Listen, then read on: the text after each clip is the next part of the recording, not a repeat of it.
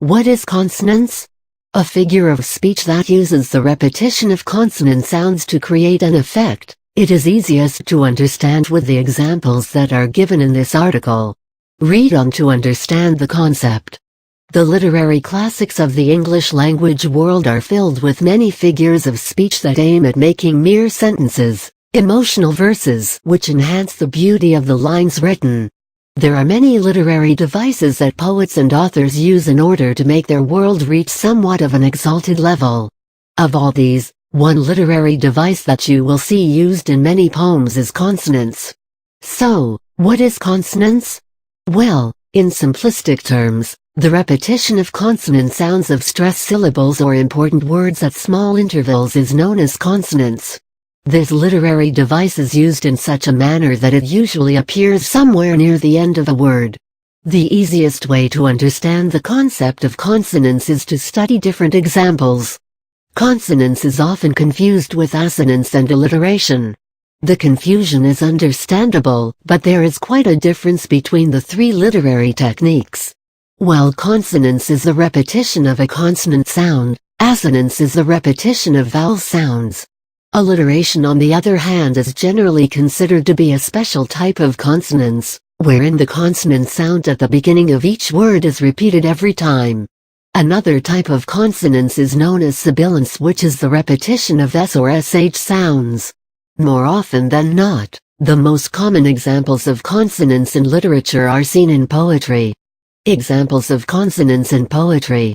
In order to understand the concept of consonance as used in English language and literature, it is important to study different examples. Raleigh has backed the maid to a tree as Ireland is back to England and drives inland till all her strands are breathless. Ocean's Love to Ireland by Seamus Heaney. In this poem, you can notice examples in the use of the consonants B and D. T was later when the summer went than when the cricket came, and yet we knew that gentle clock meant naught but going home. T was sooner when the cricket went than when the winter came, yet that pathetic pendulum keeps esoteric time. Emily Dickinson. In the example given above, the literary device can be clearly seen in the use of the consonant M, repeatedly through the poem, and the stress on the words that use the alphabet. Great, or good, or kind, or fair, I will ne'er the more despair. If she love me, this believe, I will die or she shall grieve. If she slight me when I woo, I can scorn and let her go. For if she be not for me, what care I for whom she be? Shall I wasting in despair by George Wither.